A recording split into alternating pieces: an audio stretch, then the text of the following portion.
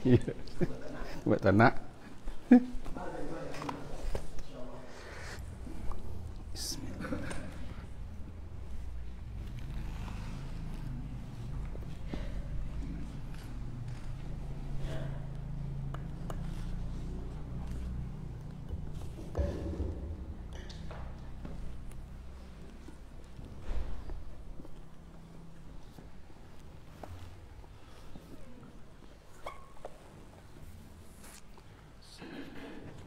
Assalamualaikum warahmatullahi wabarakatuh.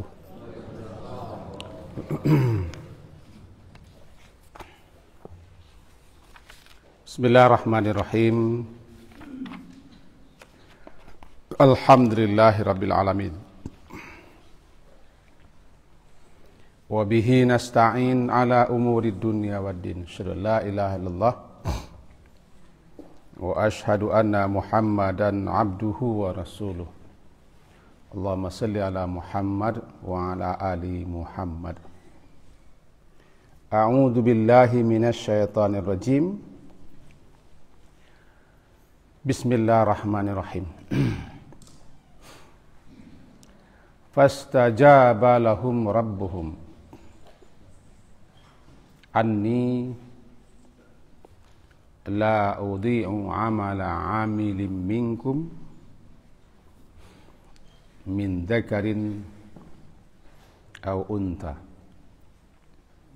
ba'dukum min ba'd falladzina hajaru wa ukhriju min diyarihim wa udu fi sabili wa qatalu wa qutilu la ukaffiran anhum sayi'atihim wa la udkhilannahum jannatin tajri min tahtihal anhar thawaban min indillah wallahu indahu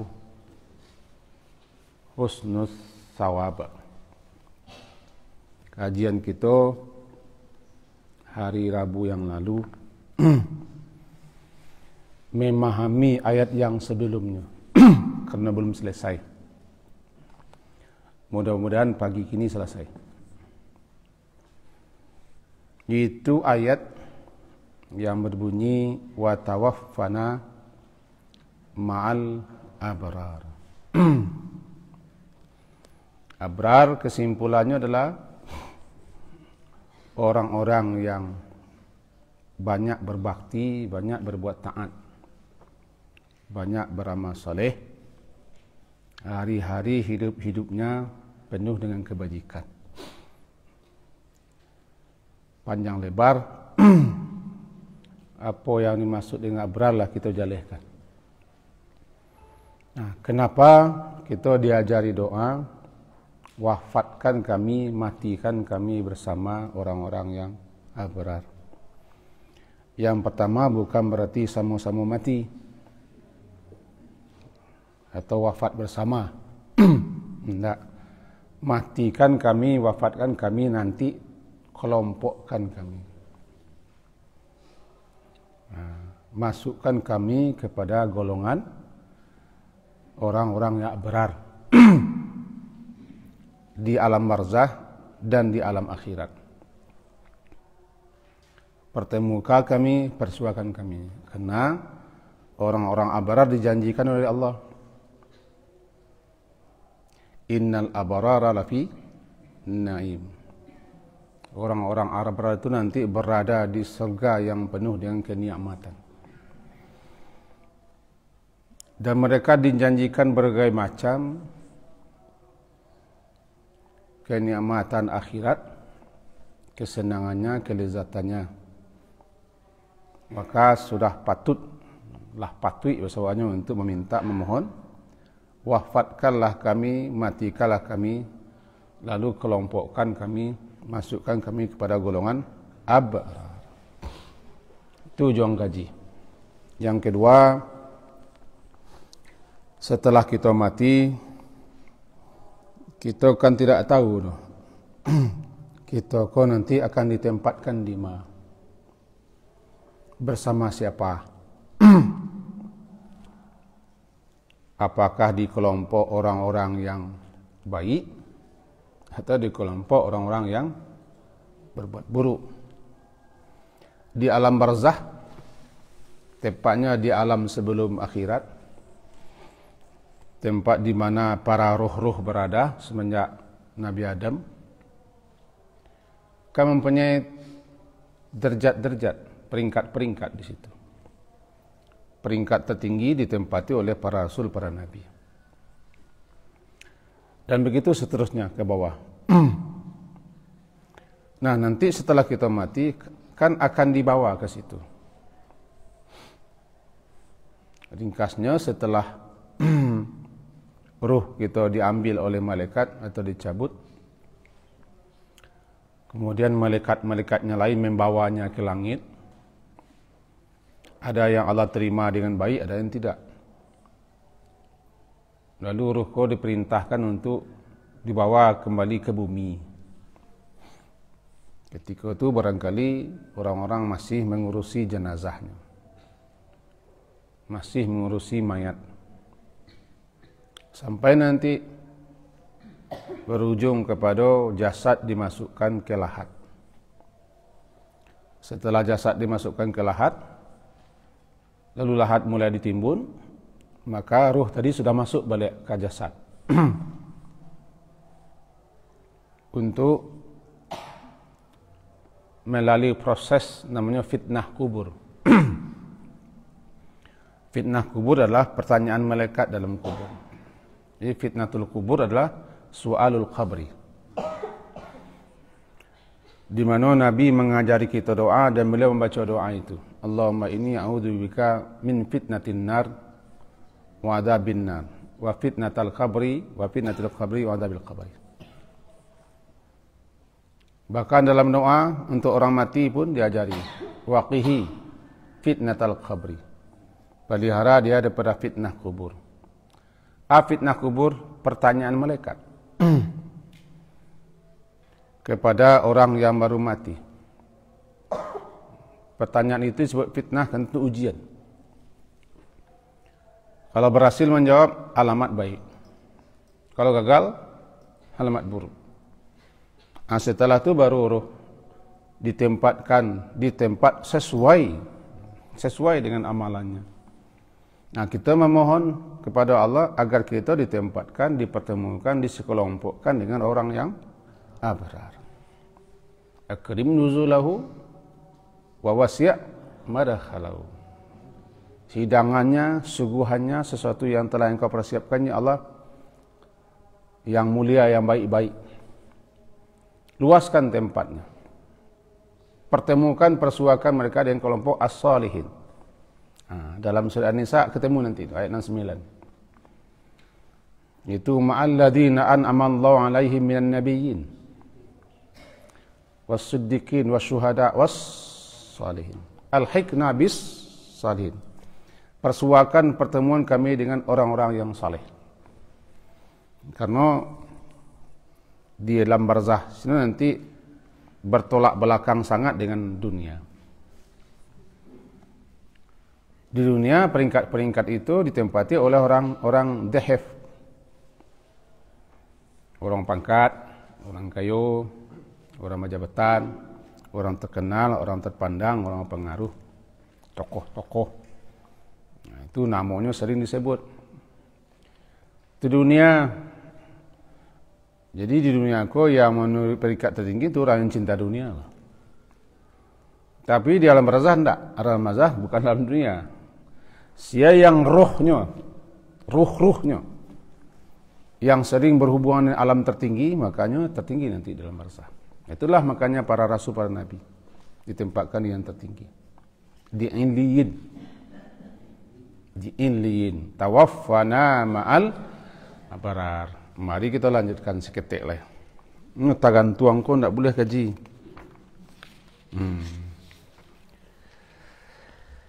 Rabbana wa atina ma wa'adtana ala rusulika. Wahai Rabb kami, atina, berikan, anugerahkan kepada kami ma wa'adtana, apa yang telah engkau janjikan melalui lisan Rasulmu. Atina, berikan kepada kami. Doanya begitu. Diulang-ulang menyebut Rabbana, Rabbana, Rabbana. Itu mengisyaratkan kita harus nyenyeh. Ilhah. Nyenyeh. Menyapa, menyebut, menyeru nama-nama Allah. Bisa Allahumma, bisa Rabbana, bisa yang lain. Ya Hayyu, Ya Qayyum, Ya Zal Jalal, Ya Zal Jalali wal Ikram, Ya Rahman, Ya Rahim. Bahkan disampaikan alizu, peracap, persering, lazimilah membaca Ya Zal Jalali wal Ikram. Di dalam doa aku Rabbananya banyak kali diulang. Rabbana, Rabbana, Rabbana, Rabbana. Rabbana, Rabbana. Kenapa? Karena kita makin banyak menyebut nama Allah, makin bagus. Tanda arok. Cuma kalau di kampung-kampung, oh itu nalah. Oh itu nalah kayu. Oh itu nalah ya. Aduh. Nyenyeh. Walaupun membaca tunalah tu tidak bagus bunyinya. Tunalah. Namanya tunalah kayu. Oh itu nalah. Bentuk kepasai saja menyapa Tuhan. Tapi paling tidak ketika itu mengeluh, mengadu, menyebut, memanggil, menyeru Rabb. Dalam Al-Quran itu yang paling banyak disebut Rabb itulah. Bahkan umumnya doa-doa diawali dengan Rabb. Bisa Rabbi, bisa Rabbana. Dalam ayat komeng saja, kan miang saja. Oh, bayangkan barangkali Rabbnya. Berulang-ulang. Semenjak ayat 191 di doa-doa. Rabbana ma khalaqta hadza batila. Rabbana innaka man tudkhilin nar. Rabbana innana sami'na. Diulang-ulang. Rabbana faghfir lana dzunubana.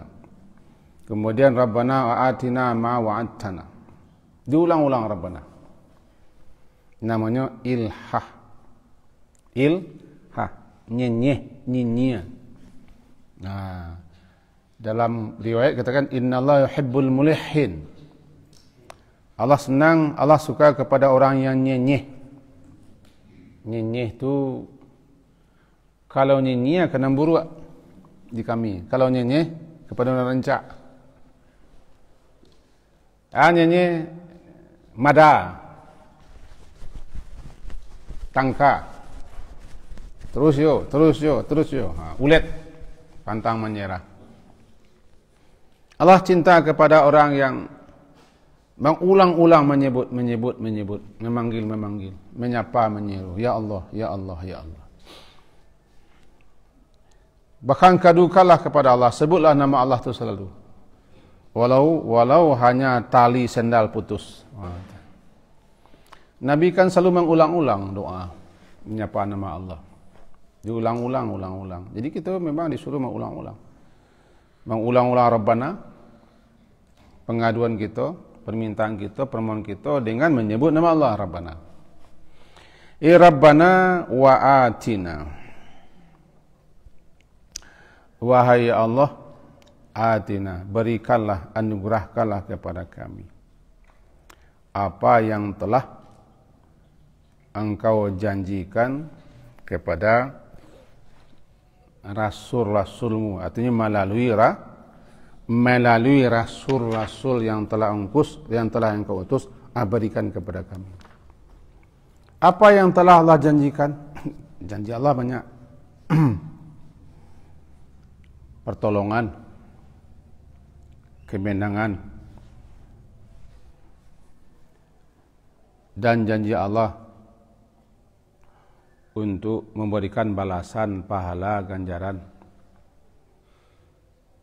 Dan juga dijanjikan siapa yang beriman, siapa yang beramal saleh dimasukkan ke dalam surga. Itu janji Allah. Termasuk ke dalam janji-janji Allah di mana Allah tidak pernah menyalahi dan mengingkari janjinya, bahwa Allah Subhanahu wa taala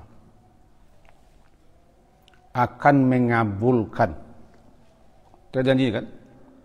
Akan mengabulkan, akan memperkenankan siapa saja yang meminta, yang memohon, yang berdoa, yang mengadu kepadanya.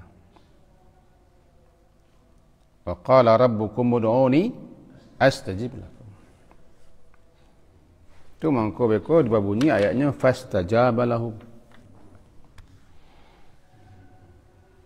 Salah satu di antara sekian banyak janji Allah, di mana janji Allah itu benar, wa wa'dukal haq, janjimu adalah benar ya Allah, dan engkau tidak menyalahi janji, mukhlif, dia tidak akan menyalahi janjinya. Innallaha la yukhliful mi'ad, apapun yang dijanjikan Allah pasti. Di antara janjinya, siapa saja yang berdoa, yang meminta, yang memohon, yang mengadu, akan dikabulkannya. Wa idza sa'alaka 'ibadi anni fa inni qarib ujibu. Ujibu, aku akan jawab, aku akan ijabahi, aku akan perkenankan. Da'watad da'i, doanya orang yang berdoa. Da'watad da'i idza da'an, apabila dia berdoa meminta, itu janji Allah. Untuk itu attana ma wa'adtana, puncak janji Allah adalah dia akan memasukkan dengan rahmatnya hamba-hambanya yang abrar, hamba-hambanya yang beriman, beramal saleh, hamba-hambanya yang bertakwa. Dia akan selamatkan dari neraka dan akan masukkan ke surga. Atina.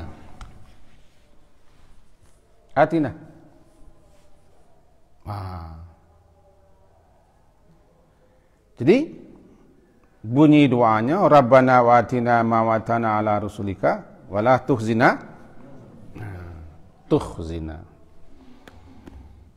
Janganlah engkau hinakan kami. Siapa yang Allah hinakan nanti di hari kiamat? Yang dimasukkan ke neraka. Ayat detik. Innaka man tudkhilin nara faqad akhzaita. Sesungguhnya engkau ya Allah, ya Tuhan kami, siapapun yang engkau masukkan ke dalam neraka, sungguh engkau telah menghinakannya. Nanti wala tukhzina yaumal qiyamah, jangan hinakan kami dari akhirat, artinya jangan sampai kami dimasukkan ke neraka. Sebab siapa yang masuk neraka, tidak ada lagi tempat yang sehina itu. Yang masuk neraka. Neraka itu kan digilari dengan bi'sa itu. Gelar neraka itu bisa bi'sal masir, bi'sal mihad, bi'sal qarar, bi'sal ma'wa, bi'sal wirid. Bi'sa, seburuk-buruk. Bi'sal mihad, seburuk-buruk tempat tinggal. Bi'sal masir, seburuk-buruk tempat kembali. Bi'sal wirid, seburuk-buruk tempat yang didatangi. Bi'sal qarar, seburuk-buruk tempat menetap. Bi'sal ma'wa, seburuk-buruk tempat istirahat atau tempat diam. Bi'sa. Maka siapa yang masuk neraka, dia sudah masuk ke tempat yang terburuk, yang terhina. Maka siapapun yang Allah masukkan ke neraka, dia telah menjadi makhluk yang paling sangat hina. Tidak ada yang sehina itu. Paling sengsara, paling celaka, paling menderita di akhirat kelak. Innaka man tudkhilin nara faqad akhzaita. Allah sudah berjanji. Janji Allah. Dalam surat Tahrim janji Allah itu. Sekedar untuk mengana mengingatkan kita. Surat Tahrim surat 66 ayat ke-8. Dapat di kita nama-nama apa? Coba dah aku tanya. Bunyinya yauma la yukhzillahu an-nabiyya walladzina amanu ma'ah nuruhum yas'a baina aydihim wa bi aymanihim yaquluna rabbana atmim lana nurana waghfir lana innaka ala kulli syai'in qadir. Apa ini? Allah berjanji untuk menghapuskan kesalahan-kesalahan mereka dan mengampunkan dosa-dosa mereka, dan akan memasukkan mereka ke dalam surga yang mengalir di bawah gedung-gedung istana-istana surga itu sungai-sungai. Itulah hari di mana pada hari itu la yukhzillahun nabi, Allah tidak akan menghinakan Nabi, mengecewakan Nabi dan orang-orang yang beriman bersamanya Nabi. Apa yang Allah janjikan melalui lisan para rasul, para nabi kepada hamba-hamba Allah yang beriman, yang bertakwa, yang beramal saleh, yang abar, Allah tidak akan mengecewakannya. Ana mengecewakan, janji tidak terpenuhi, janji tidak dipenuhi.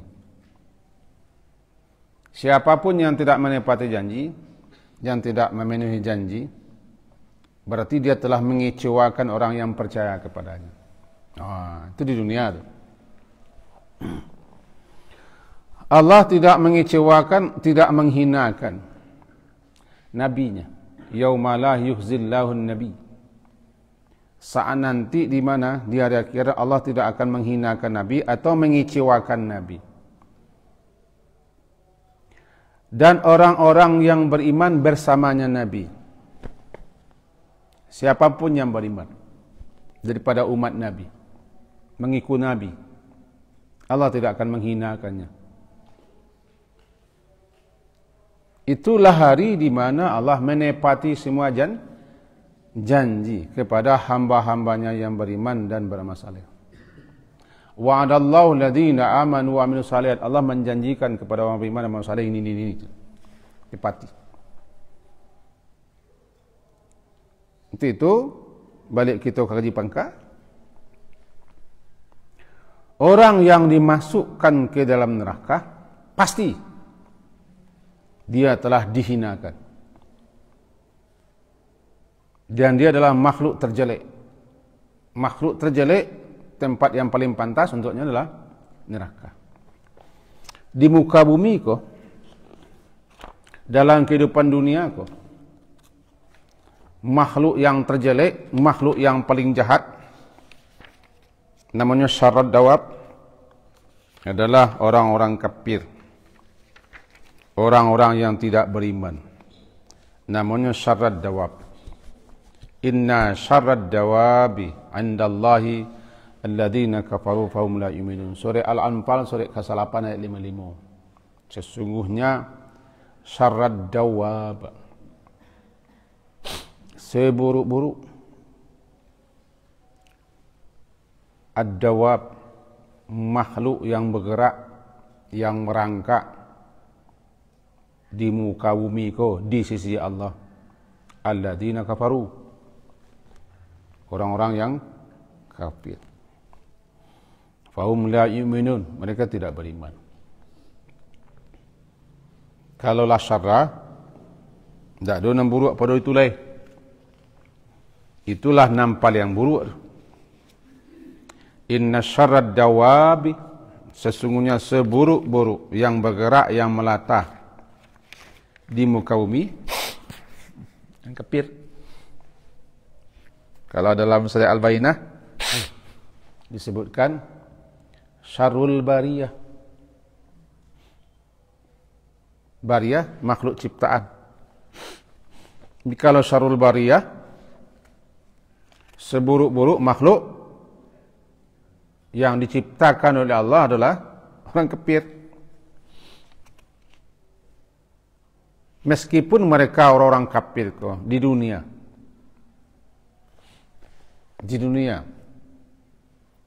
mereka mendapat kejayaan, kesuksesan. Tapi di sisi Allah mereka makhluk terburuk. Karena tidak ada harganya. Mereka tidak beriman. Masih dalam surat yang sama, inna syarrad dawabi annallaha as-summu al-bukmu alladzi la yaqilun. Seburuk-buruk makhluk di sisi Allah, as-summu al-bukmu alladzi la yaqilun. Orang yang pekak, orang yang bisu. Pekak telinganya mendengarkan kebenaran, bisu dan kelu lidahnya menyampaikan kebenaran. Mereka tidak menjalankan akal. Itu ayat yang ke-22-nya di surat yang sama.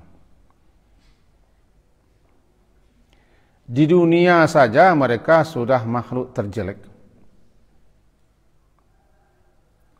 Tambah lagi di alam barzakh. Lebih-lebih di akhirat. Karena ukuran mulia di sisi Allah adalah takwa. Orang bertakwa tidak akan dihinakan Allah. Yang dihinakan Allah adalah orang kafir. Itu makanya Jahannam kah namanya? Jahim kah? Atau Sa'ir kah? Atau apapun nama neraka, itu tempat makhluk terjelek. Tempat kembalinya makhluk yang paling buruk. Bukan bentuknya. Bentuknya adalah buruk. Keyakinannya, perangainya, sikapnya, tindaknya, lakunya. Maka janganlah engkau hinakan kami. La tukhzina. Jangan kami sampai dihinakan ya Allah, dimasukkan ke tempat terburuk. Kebi'sa. Bi'sal masir, seburuk-buruk tempat kembali, seburuk-buruk tempat menetap, seburuk-buruk tempat tinggal, seburuk-buruk tempat yang didatangi adalah Jahannam. Kalau Jahannam itu seburuk-buruk tempat, tentu siapa masuk ke sana? Makhluk yang terburuk, yang terhina. Nah itu dia. La tuhzina. Itu doa mereka. Innaka la tukhliful, sesungguhnya engkau tidak menyalahi janji. Fala tahsabannallaha mukhlifa wa'dihi rusulah. Dalam surat Ibrahim itu. Surat Ibrahim, surat ke-4 balik dinyatakan ayat ke-7 itu. Fala tahsabannallaha, janganlah engkau mengira, menduga Allah tu mukhlifa, menyalahi janjinya kepada para rasul. Tidak, Allah tidak akan menyalahi janji. Jangan sampai terlintas di pikiranmu. Allah mukhlifa wa'dih, menyalahi janjinya. Surah Ibrahim, surah ke-4 balik, ayat 7. Tidak. Justru Allah tu menepati semua janji ini. Wa man asdaqu minallahi qila. Siapakah yang paling menepati janjinya? Yang paling benar perkataannya selain Allah? Tidak ada. Ini kunci ayat itu. Sesungguhnya Allah tidak akan menyalahi janjinya. Apapun yang Allah janjikan. Yang menyalahi janji terus menerus setan. Setan tidak pernah menepati janji. Masa setan. Kita ingatkan seketik, sangin lah. Nanti tepatnya di neraka lah. Setan tu tampil di hadapan para penghuni neraka. Apa kata setan? Wa qala syaitan lamma qudiyal amr, innallaha wa'adakum wa'dal haqq. Setan itu maksudnya iblis. Allah telah menjanjikan kepadamu janji yang benar. Dan apa yang Allah janjikan itu benar adanya. Wa wa'adtukum, aku juga dulu ketika di dunia menjanjikan berbagai macam hal kepada kamu. Tapi hari ini, saat ini, fa akhlaftukum. Janji-janjiku semuanya aku ingkari. Karena aku tidak bisa memenuhi janji itu. Kata iblis di neraka. Surat Ibrahim, surat sampai balik ayat 22. Itu iblis mengaku. Qala syaitanu lamma qudil amr, berkata sang setan ketika tatkala keputusan telah ditetapkan.